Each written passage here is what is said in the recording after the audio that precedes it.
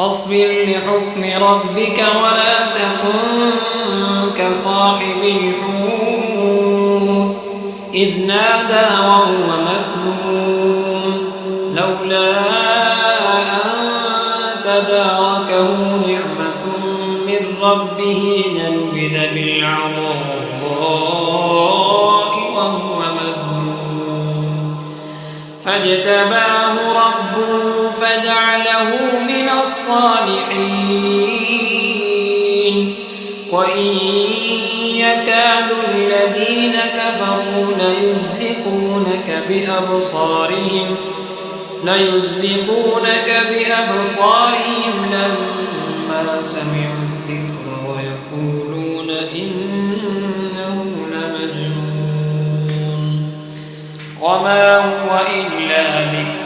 للعالمين.